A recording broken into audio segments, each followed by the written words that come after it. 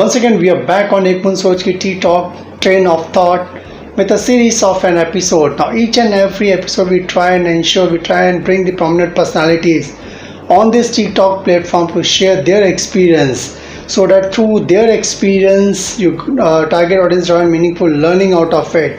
हम कोशिश करेंगे we'll try and bring the best of the content. We have been taking the insights of relevant prominent personalities from the leadership, from the entrepreneurship, from the education area, and from different diversified field which is there. And today's episode will be talking more in terms of women empowerment, women entrepreneurship. As rightly said by Pandit Jawaharlal Nehru, in order to awaken people, it is a woman who has to be awakened. Once she is on the move, the household moves, the villages move, the country moves, and thus we build a country of tomorrow. One of the biggest indicator of a society progress is the empowerment of a woman. There is no doubt that India is in the midst of a growth revolution in the history of women. On a significant development in the recent times is the initiative taken in the entrepreneurship process among the women.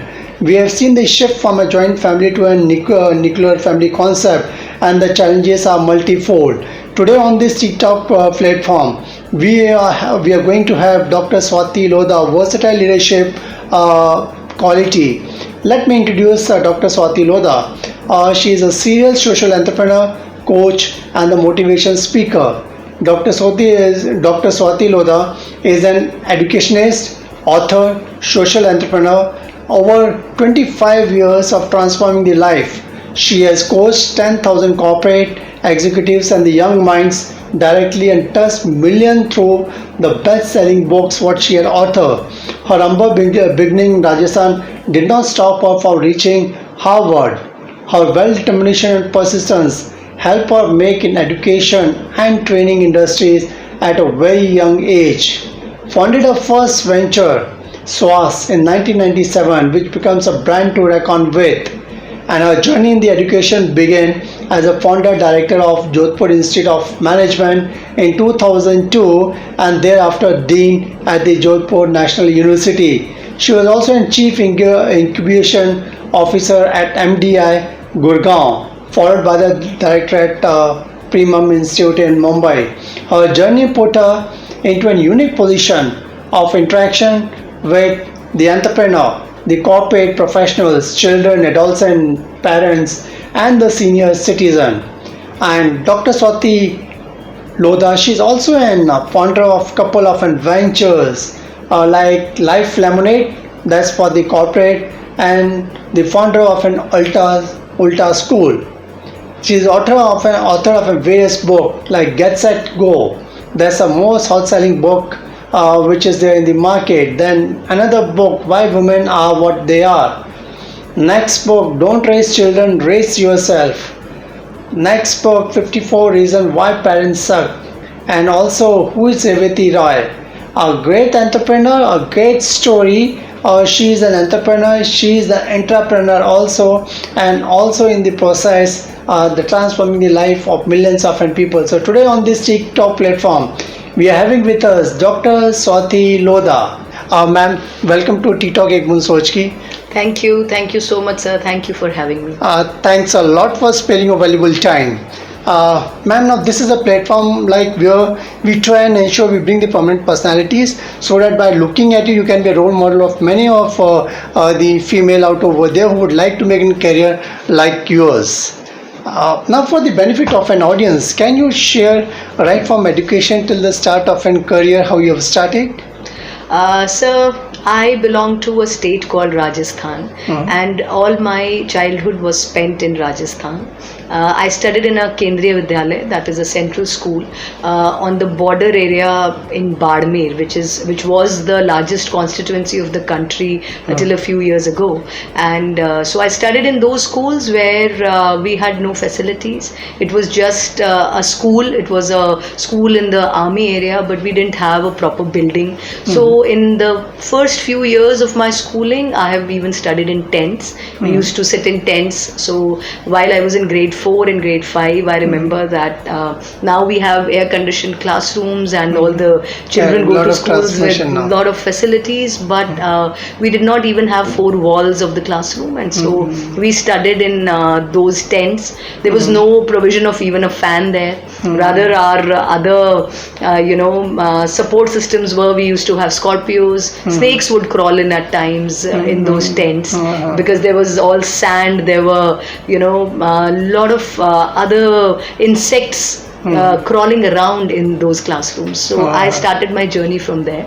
My father was a doctor in the government hospital in Barmer, and so I studied in those kind of schools. And but I still would not want to change even one thing in my childhood, because it was a beautiful childhood. We all studied together. We lived in those situations, but we never felt as if there is something missing here.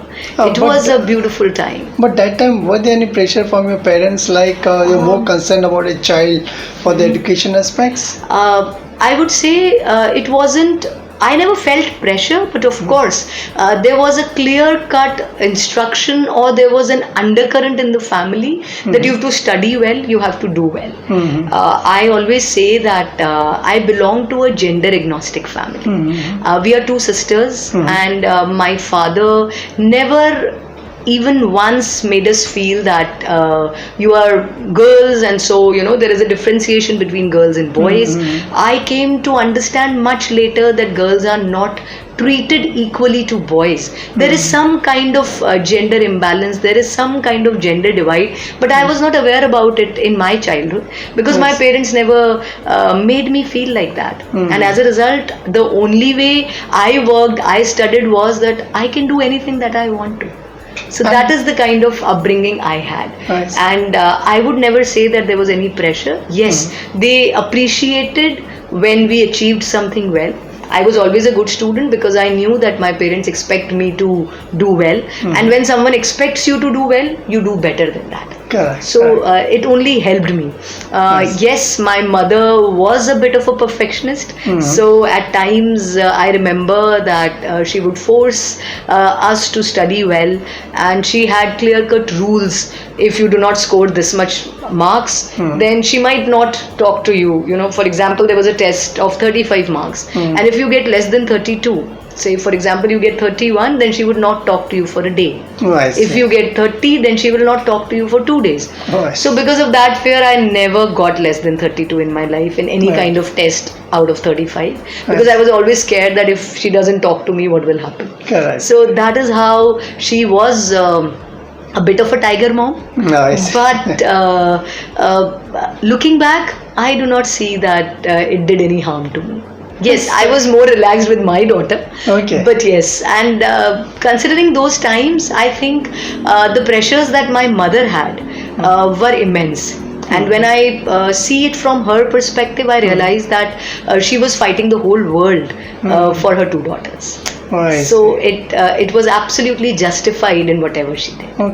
And also, I think through the research we have gathered, at the age of 12 you started writing poetry. So how that came in your mind of writing poetry at the age of 12? I really do not know how it started. I just know that I used to scribble a few things in Hindi.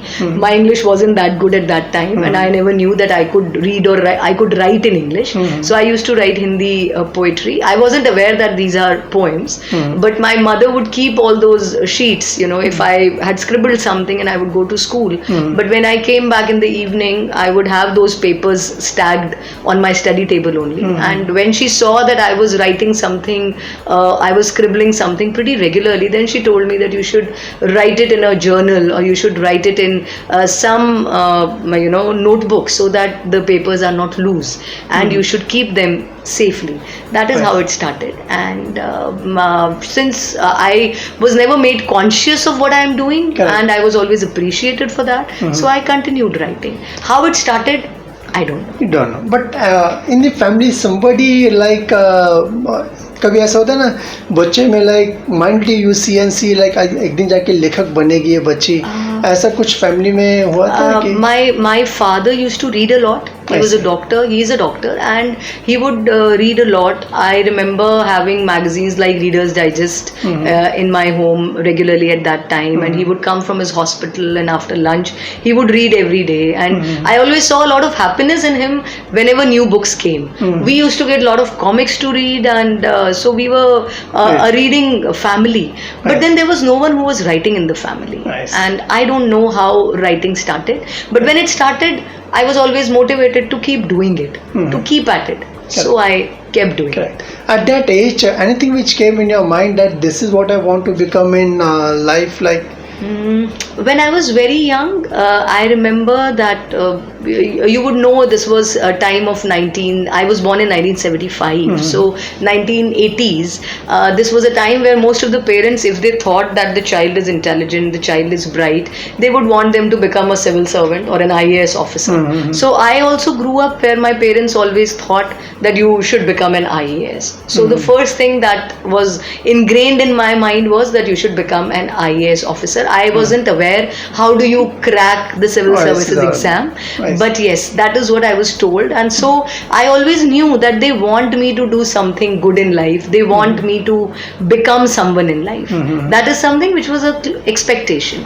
So I knew that I would do something, or I would become an IAS or whatever. But yes, there was no clear cut, there was no clarity at that time that this is what I want to do. I love to write, I love to paint, I love to study. So I did all of it. But yes, IAS was one thing which was kind of constantly I was being nudged in that direction, that you should do that. Okay, and maybe like we have seen your exciting journey, like something which came in your mind at the age of 12. You started writing and poetry, and then from there onwards you went and become an entrepreneur at the young age. Then from there to as an entrepreneur, and now while at this point of time, if you look at the flashback, like so in a male-dominated world, like where Dr. Swati Lodha had made a space for herself. When you say a male-dominated world, as I just told you, that I never thought when I was young that it is a male-dominated world. I see. Because in my family, I never felt that someone else was there to dominate us. So during my childhood, I always felt that all the people are equal. Even in school, I never felt it because I always topped my class, and because of that, we had a sense of respect. Everyone was there who noticed us. My sister or I, we were always noticed during school. I was always there to participate in all the programs and events and everywhere. So I always felt loved, appreciated, noticed, and it never occurred to me that girls could be treated in some other way. When I got married, when I started working, only then it hit me hard that yes, what I got in my childhood was something special. Because when I was a child, I thought all households are like that. Maybe everyone gets the same kind of facilities, maybe everyone feels the same. But on growing up, I realized that everyone is not that fortunate, or maybe everyone doesn't even expect so much from themselves. Because with girls, when they are given a trajectory of studying so that they marry well, when they are given a trajectory that they only have to take care of their families, their expectations from themselves reduces. But for me, my mother expected so much always, that I always felt that sky is the limit. And that is what challenged me all the time. And so becoming an entrepreneur at a young age came very easy to me.